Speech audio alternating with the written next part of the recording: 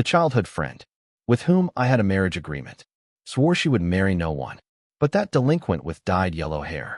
At our engagement party, she caused a scene, demanding to break off the engagement, tearfully telling all the guests that true love is priceless. I granted her wish, agreed to break off the engagement, and chose to go abroad, to take over the family business. She didn't know that only by being engaged to me could she continue to live as the cherished daughter of a wealthy family. Without the engagement, she would be nothing. 3 years later, when I returned home to expand the family business, she barged into my office pregnant and clung to me, refusing to let go. Crying, she begged me, "Jonathan, I regret it. Can you take me away?" Chapter 1. Is this Natalie Moore? I looked at the pregnant, disheveled woman in front of me, barely recognizing her. Her face was haggard, her body bloated, her hair dry and yellow, and her skin rough. She should only be 25, yet she looked like a middle-aged woman in her 40s. Was this the same pampered, charming princess of the Moore family? How did she end up like this? Natalie had suddenly burst into my office, the security guards behind her unable to stop her. Upon seeing me, her face lit up with joy. She shouted at me, "Jonathan, Jonathan, it's me, Natalie." She reached out to grab my hand, but I subtly stepped back. I asked, "Are you Natalie? What do you want from me, Jonathan? I knew you would come back. I've been waiting for you for so long." She spoke as she lunged toward me. I frowned and pushed her away, saying, "If you have something to say, say it. If not, leave. Don't get so close to me." Natalie's eyes widened in disbelief as she said, "Jonathan, how can you talk to me like this? You weren't like this before." I replied with a blank expression. "That was before, Miss Moore. You are now a married woman. Please be mindful of your behavior." But Natalie suddenly laughed. "I get it. You're still jealous, Jonathan. You're still upset about me breaking off the engagement. Did you come back this time because you missed me so much that you couldn't resist finding me? Don't be shy. I'm giving you this chance." I was speechless. I could feel the veins on my forehead throbbing. What nonsense was she talking about? It had been 3 years since we broke off the engagement. I came back to handle the family business. What did that have to do with her? Suppressing my emotions, I coldly issued an eviction. "Miss Moore, you must be mistaken. I have things to take care of. Please leave at once." I didn't dare have security forcefully remove her. Given the size of her belly, she must be at least 8 or 9 months pregnant. If anything happened, would I even be able to continue with the new business venture I'd started since returning? Unexpectedly, Natalie suddenly fell to her knees with a thud and began to wail, crying as she tightly clutched my pants. She shouted, "Jonathan, I regret it. Can you take me away?" My frown deepened to the point where it could kill a fly. These were the pants my girlfriend had just ironed for me that morning. Chapter 2. I can be considered Natalie's childhood friend, as our families had business connections that resulted in us being frequently paired together, intentionally and unintentionally. In elementary, middle, and high school, we were always in the same class. She was the little princess of the Moore family, and I was the young master of the Liu family. Our classmates and friends always believed we were destined to be together. As a result, Natalie developed an inexplicable possessiveness over me. She never allowed other girls to get close to me, including, but not limited to, sitting next to me in class, asking me questions, or giving me love letters. Because of Natalie, my relationships with the opposite sex were almost non-existent. From a young age, Natalie was like a proud peacock, always holding her head high wherever she went. Since my elders had instructed me to take good care of her, I silently followed her wherever she went. All the girls envied her for having someone like me, with such a privileged background, silently protecting her. But if you asked me whether I liked her, at first, I wouldn't say I did. Growing up in a family like mine, business marriages were inevitable. So who cared who you married? That's what I thought back then. Later, as we spent more time together and the costs increased, I did develop some feelings for her. I thought we were destined to be together for life, and our parents had already arranged our engagement early on. In college, Natalie and I finally separated, as she didn't perform well enough on the entrance exams to get into my school, until we graduated from college. The year we were preparing to get engaged, Natalie brought a thug home. Chapter 3. Mr. Moore sat at the head of the table, his face turning pale with anger. He questioned her. "Natalie, say that again." "I said I want to break off the engagement with Jonathan," Natalie said, gripping the thug's hand, and stiffening her neck. Impossible. Mr. Moore slammed his hand on the table, shouting, "What nonsense are you talking about?" Then he pointed at the thug. "What kind of riffraff are you bringing into this house? Get him out of here." "He's not riffraff. He's my boyfriend. I want to be with him. I don't want to get engaged to Jonathan." The thug was greedily eyeing the Moore family mansion, his eyes almost popping out. He chuckled and said, "Father-in-law, mother-in-law, Taylor and I are in love. Freely arranged marriages like yours are outdated and too futile, right, baby?" After saying that, he wrapped his arm around Natalie and kissed her on the lips. "You're right, brother," Natalie squealed, leaning into the thug's arms. I shivered. In all the years I'd known Natalie, I had never heard her speak like that. Mrs. Moore, seeing the thug's yellow teeth, was on the verge of fainting, but she still tried to persuade. "Natalie, stop this nonsense. Jonathan is still here. You know this is impossible. You and Jonathan are supposed to get engaged in 3 days. The invitations have already been sent out. If you break off the engagement now, where will that leave our families?" "I don't care," Natalie screamed petulantly. "I don't want to be a sacrifice for your profits. I want to choose my own men." I couldn't hold back any longer and spoke up. "Natalie, is this really your idea of a good man? I don't understand. In what way am I, Jonathan, inferior to him? I've never mistreated you since we were kids." "What do you know?" Natalie said smugly, clutching the thug's arm. "You only have that filthy money. Without the Liu family, what would you be, Jonathan? Every gift you give me is just those flashy big brands with no originality. But Ryu is different. He's so good to me. He makes cucumber salad for me with his own hands, washes my feet, and uses his last penny to buy me candy." Chapter 4. No matter how good my temper usually was, I couldn't hold it in any longer. "Uncle Moore." I stood up, my face showing clear displeasure as I said, "Since Natalie doesn't want this, I'll go back and tell my parents that we should just cancel the engagement. We can't force her." "At least you have some self-awareness," Natalie sneered. Upon hearing this, Mr. Moore panicked and quickly stopped me, saying, Jonathan, Natalie is just too naive. She's been deceived. You should go home for now, and we'll teach her a lesson. The engagement will definitely go ahead as planned in 3 days." "No, Uncle Moore. I can't go through with the engagement under these circumstances. It doesn't sit right with me. Seriously, who wouldn't be upset seeing their fiancé kissing a thug right in front of them? This was nothing less than being blatantly cheated on. The only reason I hadn't reacted more strongly was because I still cared about the relationship between our families. Anyone else might have resorted to violence by now. "Jonathan," Mr. Moore stood up and quickly walked over to me, speaking in a low voice. "Please, give your Uncle Moore some face this time. It's the Moore family that has wronged you. I know you're a reasonable person. The South City project this time. The Moore family can let the Liu family have it directly."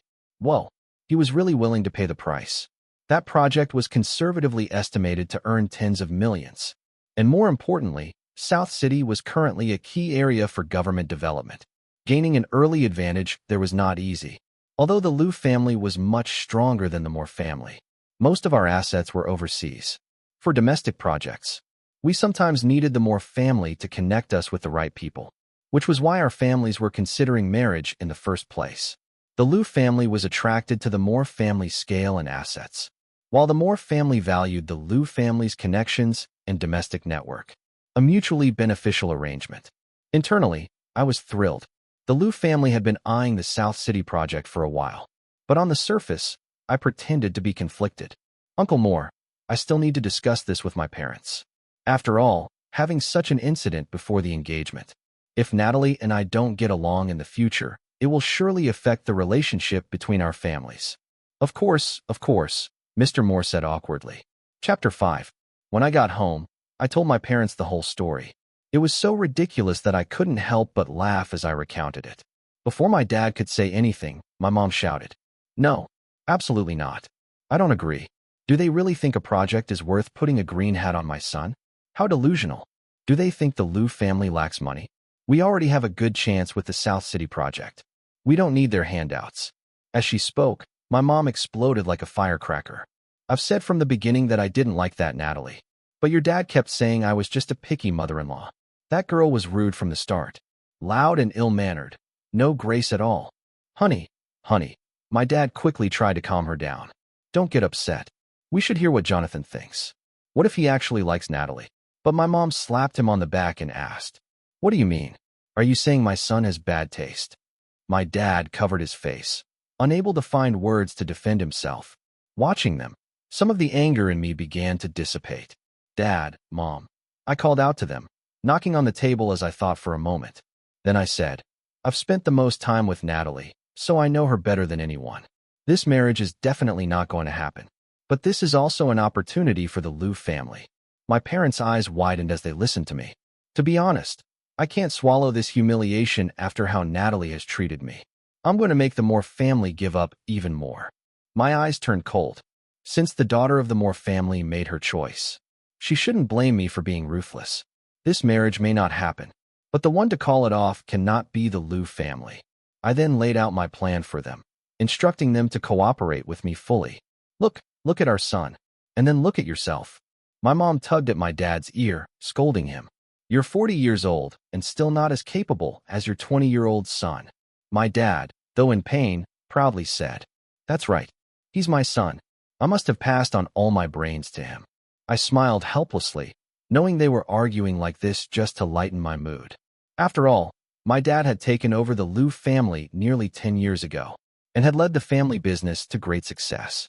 How could he be considered incapable? Chapter 6. 3 days later, at the banquet hall of the Grand Sky Hotel. "Uncle Moore," I greeted, extending my hand to shake Mr. Moore's. Looking at Natalie beside him, I asked, "Are you sure Natalie is here of her own free will today?" "Yeah." Mr. Moore let out an awkward laugh, while Natalie turned her face away, saying nothing. "Does she dare not comply?" A flash of ruthlessness crossed Mr. Moore's eyes as he said, "This is about the only thing she's good for. 2 years ago, when you pleaded for this rebellious girl, Uncle Lin knew you were a man of loyalty and righteousness. From now on, Uncle Lin will treat you like my own son." Mr. Moore changed the subject, but I just smiled and remained silent. The banquet hall filled with more and more people, prominent figures from Yin City and representatives of various families. Many came up to toast me, and I smiled and raised my glass to everyone. Even my best friend, David, came over with a face full of schadenfreude to tease me. "Man, I didn't expect you to be so young and already about to enter the grave of marriage." I shot him a look and said, "Stop talking nonsense. It's just an engagement."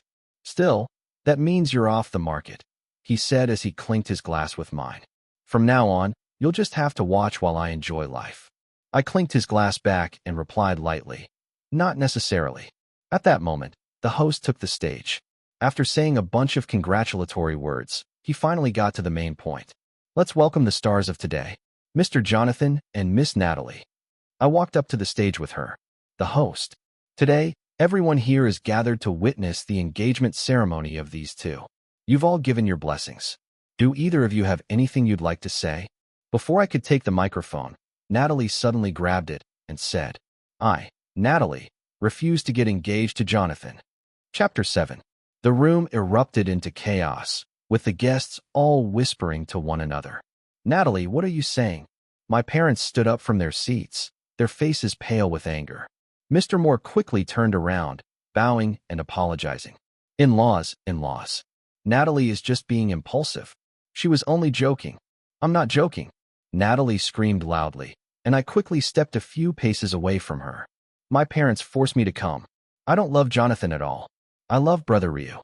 You people are all fools. You're only concerned with money, with profits. You'll never understand the pure love between Brother Ryu and me." Wow. I applauded her in my mind. Her fighting spirit was impressive, insulting all the high-ranking people in Yin City in one fell swoop. Now, even if the Moore family wanted to secure the South City project, there was no way they could. I thought the drama would end there, but to my surprise, Natalie, biting her lip and stomping her foot, dropped another bombshell. "I'm already pregnant with Brother Ryu's child." At that moment, the large screen behind us conveniently displayed a pregnancy test report, with Natalie's name written clearly on it. "I came here today to tell all you money-grubbing people that true love is priceless." Immediately, there was a loud thud as Mrs. Moore fainted on the spot. The scene turned into a frenzy. I turned to Natalie and said, "Look, you've made your mom faint." Natalie was completely indifferent. "She deserves it for forcing me to marry you." Just hope you won't regret this later. I said this with a meaningful tone, and while she wasn't paying attention, I took the microphone from her hand. Everyone, please remain calm. The ambulance is on its way. I apologize for the spectacle today. Jonathan sincerely asks for forgiveness from all our relatives and friends. Given the current situation, it's regrettable that the engagement between the Liu and Moore families can no longer proceed. Jonathan can only wish Miss Moore happiness in the future. The Moore family had already made themselves a laughingstock today, so naturally, it was up to us, the Liu family, to show some grace and dignity. Sure enough, after I calmly delivered those words, the way people looked at me changed. Even Mr. Moore gave me a look of gratitude. They probably thought that a young man like me, faced with a situation like this, would be so humiliated that I'd lose control. Perhaps even if I had started beating Natalie. Some people might have understood. But what would be the result of that? We would both become jokes. Or people might see me as a reckless youth. Enduring the humiliation would accomplish nothing. I smirked slightly.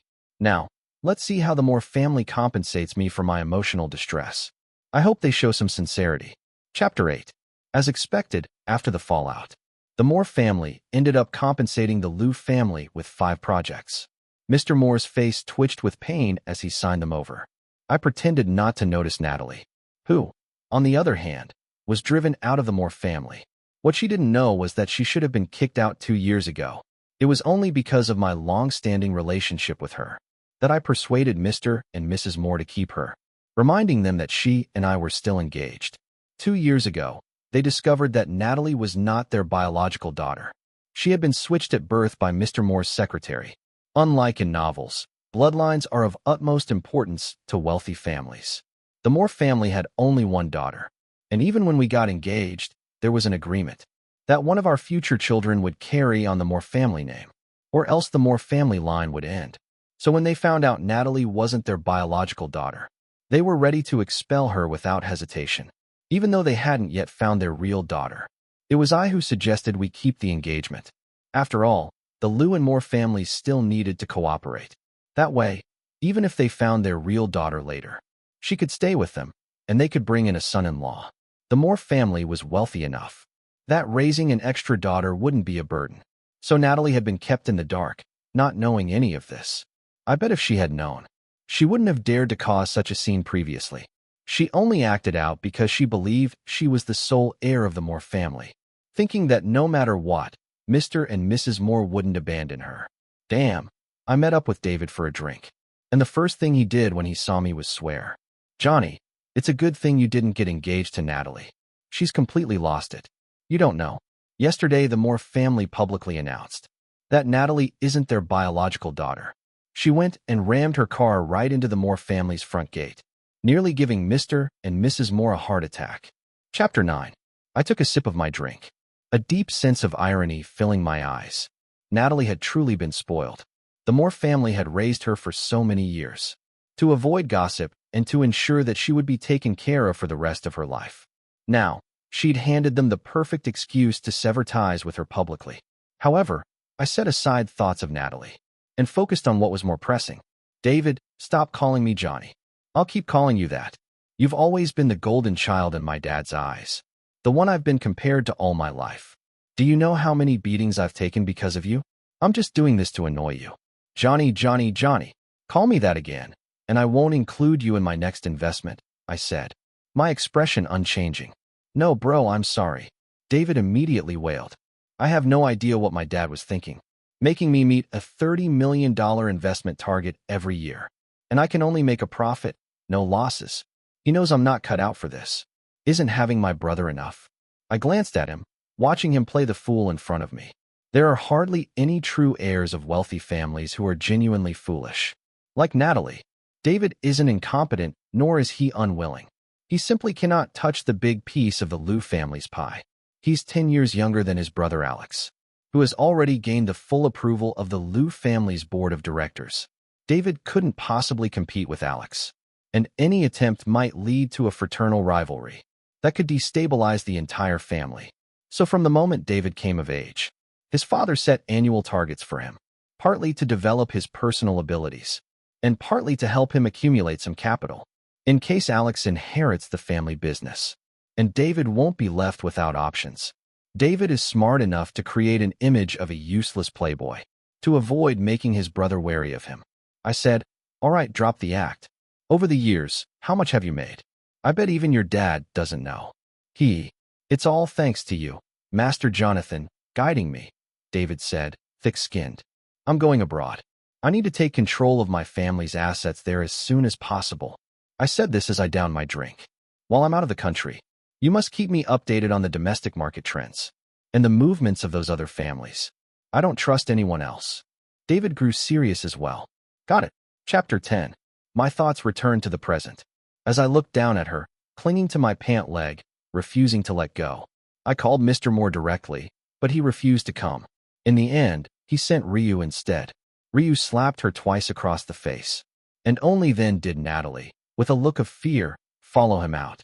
Before leaving, Ryu shot me a vicious glare, warning me not to seduce his wife. I was left speechless. After Natalie left, I immediately called David. These past few years, with me being abroad, I had too many things to deal with and worry about, so I hadn't paid any attention to Natalie. "Hey, Johnny, what's up? What's going on with Natalie now?" "Natalie." David was taken aback when he heard the name. "She came to see you?" "Yeah." I tugged at my tie in frustration and sighed. She was holding onto my pant leg, saying she was giving me another chance. Ha ha ha. I could hear David's boisterous laughter through the phone. "Jonathan, I can't believe you're dealing with this." "Shut up."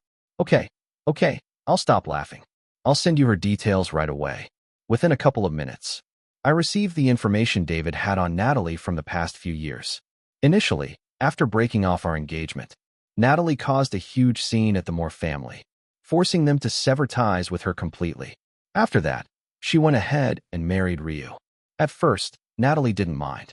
She sold off her luxury jewelry, handbags, which was more than enough for her and Ryu to live on. Ryu sweet-talked her into buying him a small apartment, and she even brought his mother from the countryside to live with them. But Natalie had always been extravagant, and Ryu and his mother were shamelessly leeching off her. Neither of them worked, and in less than 6 months, Natalie had sold off everything she could. By then, Natalie was heavily pregnant and had no choice but to turn to the Moore family for help. The Moore family had been searching far and wide for their real daughter, and when Natalie found out, she made a thoughtless remark, saying that their daughter was probably dead somewhere, and that they should just take her back and instead, at least she could take care of Mr. and Mrs. Moore in their old age. This almost sent Mrs. Moore, who was desperate to find her daughter, back to the hospital. So Natalie was left empty-handed and was thrown out by the Moore family. As for her loving brother Ryu, once he realized that the Moore family had completely abandoned Natalie, his attitude toward her changed entirely. When Natalie returned home, Ryu and his mother initially greeted her with smiles, but when they saw that she hadn't brought back any money, their faces immediately turned cold.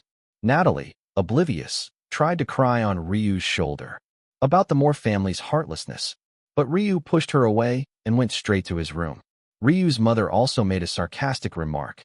"Oh dear, so you don't even have a family to go back to? You're just an orphan now." From that day on, Ryu's mother started ordering Natalie around to do housework. But Natalie, being the spoiled princess she was, couldn't stand it, and ended up having a huge fight with Ryu's mother.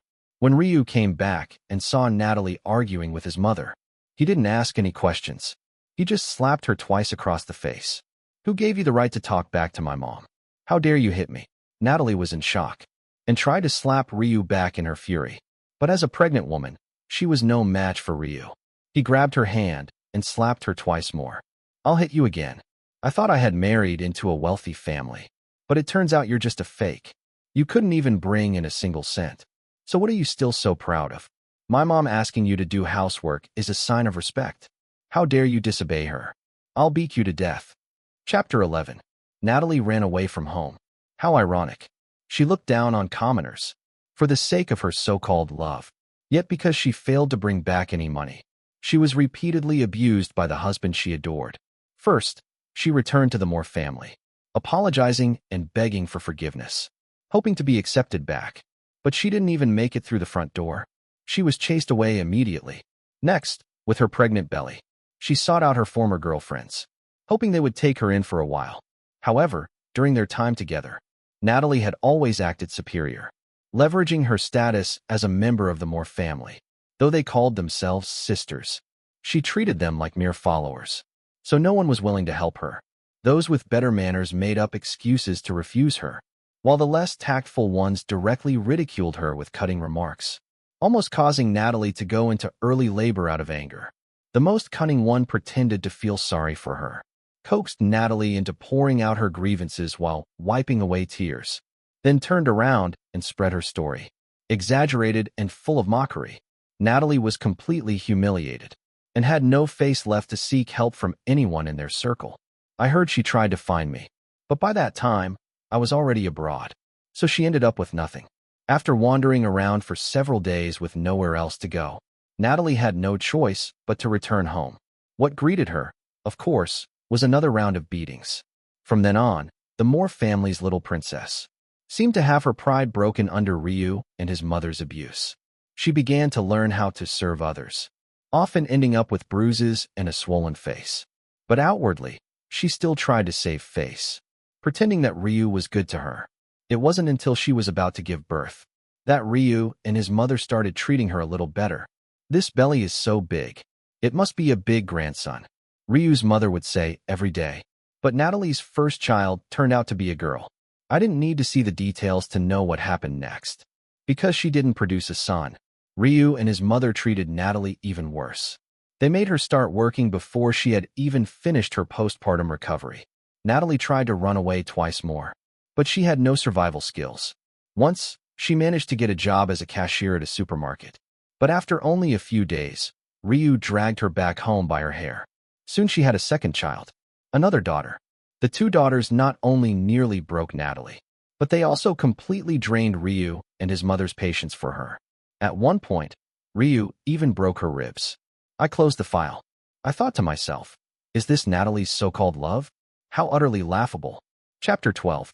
I picked up my phone and dialed a number. "Hey, honey, are you home yet?" "I'm home." A clear, gentle voice answered on the other end of the line.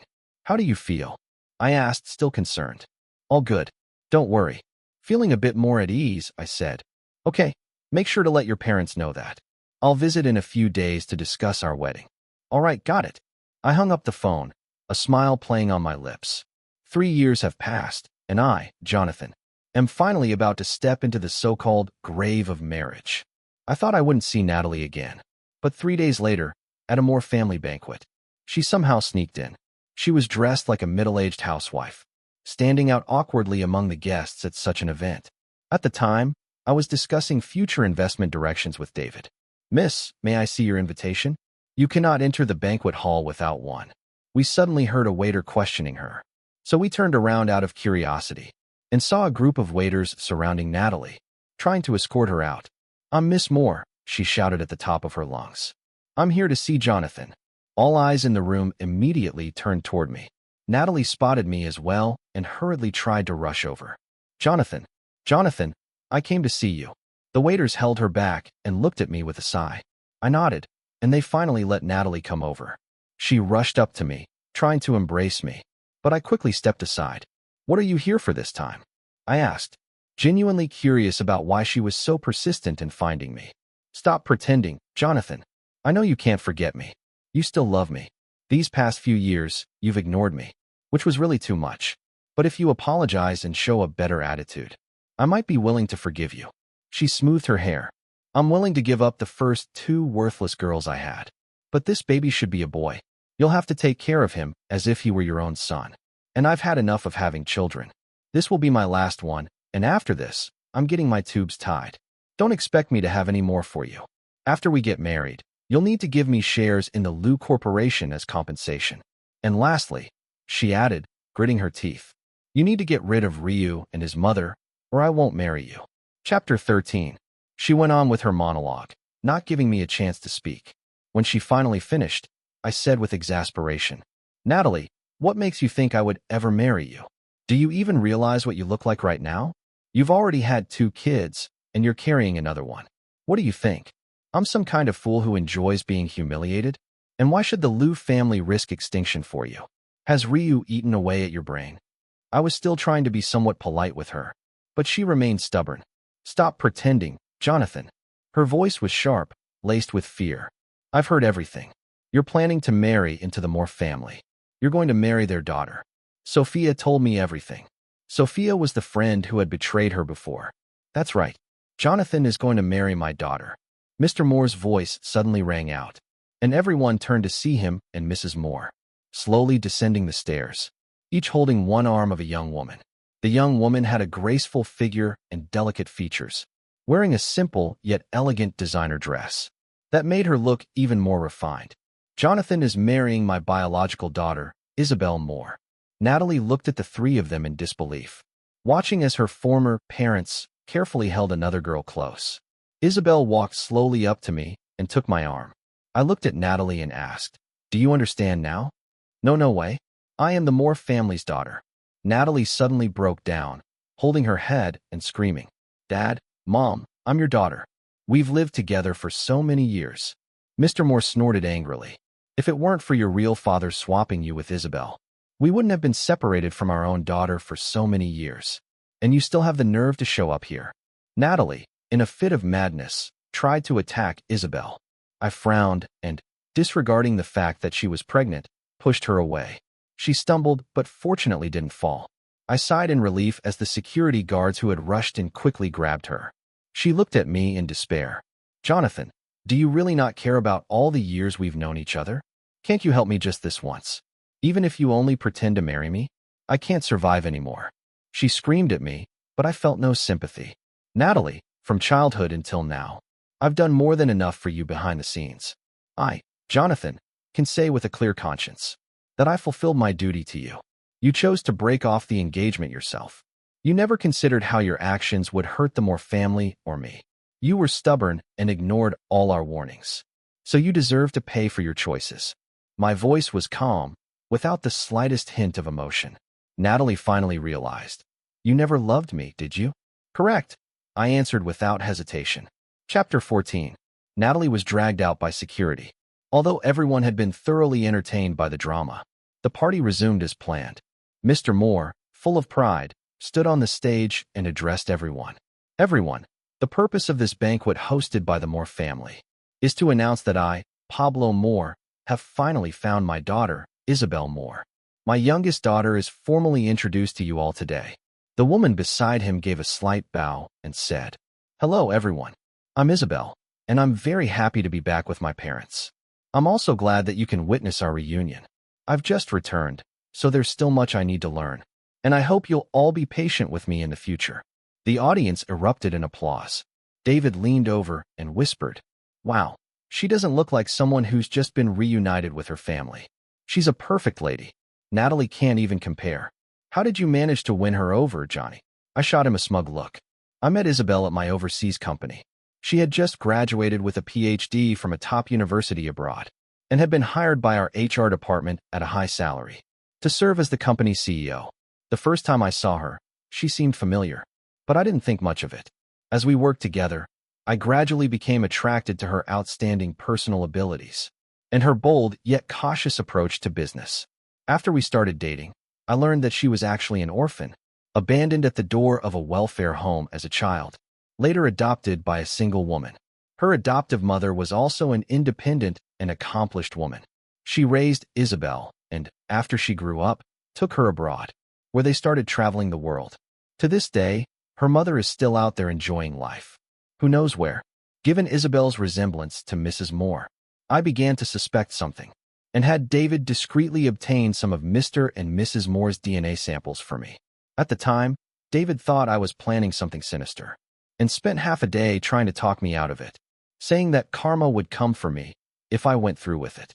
When it was confirmed that Isabel was indeed the Moore family's daughter, I didn't rush to reunite them. I first spent over a year building a relationship with Isabel before bringing her back home. After all, who doesn't have a few personal considerations? As I looked at Isabel on stage, I couldn't help but feel proud. She was, first, the top executive at the Liu family's company, then, my beloved girlfriend, and only lastly, the Moore family's daughter. The order of these roles was crucial for the harmony of our future marriage. Man, my girlfriend is gorgeous. Chapter 15. Natalie went mad. She killed Ryu, because her third child turned out to be yet another daughter. When Ryu found out, he decided she should start selling herself, cursing her. You're a worthless woman who can't even produce a son. What else are you good for besides selling yourself? I bet no one would even want you after giving birth to 3 useless girls. You're ruined, damn it. Your only selling point now is that you used to be a more family member. That very night, Natalie took a kitchen knife and hacked Ryu to death. The next morning, when Ryu's mother opened the door, she found Natalie sitting in a pool of blood, looking up at her with a smile. Ryu's mother screamed, and Natalie even tried to kill her too. Fortunately, Ryu's mother didn't faint and managed to escape. When the police arrested Natalie, they found that she had completely lost her mind. No matter what they asked, she wouldn't speak. She just kept laughing in a chilling way. They even called me, along with Mr. and Mrs. Moore, to try to get her to talk. It was no use.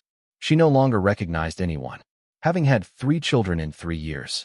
And with her body worn down by constant abuse and torment, she was already on the brink of collapse. The police didn't dare keep her in a regular prison. In the end, Mr. and Mrs. Moore paid to have her sent to the best psychiatric hospital in Yen City. Mr. Moore's anger finally subsided, and he even started to feel a bit of regret. Sigh, Mr. Moore lamented. Maybe I was too harsh. Natalie's 3 daughters were thrown out by Ryu's mother and sent to an orphanage. The eldest child wasn't even 3 years old yet. These girls were the most innocent and pitiable ones in all of this. Isabel and I discussed it and decided to anonymously sponsor the orphanage, with a focus on these 3 girls, to at least ensure they were well cared for. Chapter 16. A year and a half later, Isabel and I got married. After our wedding, we had a daughter. Not long after she was born, my parents practically snatched her from us, holding her so tightly they wouldn't let go. They didn't even want to give her back to us. And even the nanny we hired to help with the baby was taken away by them. The Moore family also gave up on the idea of taking a child to carry on the Moore family name. After everything they had been through, Mr. and Mrs. Moore became more open-minded and just wanted to make up for lost time with Isabel. Isabel asked me if I wanted another child, and I thought about it for a moment before declining. Having a baby is too hard on you. I gently touched her stomach, where the marks of childbirth still lingered, and it pained me every time I saw them. I'm already the luckiest mother, Isabel said. You gave me the best pre- and postnatal care. Most mothers have a much harder time. I mused. Do you think we could create a project that offers integrated care for women before and after childbirth, providing safe and scientific services? Isabel playfully tapped my head. All you think about is investments and projects. We can discuss that later. But if we really don't have more children, what will happen to the Liu family legacy? I looked at her in surprise. What do you mean? We have a daughter, don't we? Isabel suddenly burst into laughter, and it took her a while to stop. What's so funny? I asked, puzzled. Nothing, she replied, still chuckling. Epilogue. Hey, honey, David asked me to go out for a drink. Is that okay? He's still single, but you're married now, and he's always asking you to go out. I'm starting to get jealous. Oh, come on. He's almost 30 and still single. Serves him right. He's always acting so carefree. What girl would like that? You know, I think he might be going through something lately. He's been drinking alone a lot and keeps asking me how I managed to win you over. Really? Then go ahead and make sure to bring back the gossip. Will do, honey. One kiss. Mua.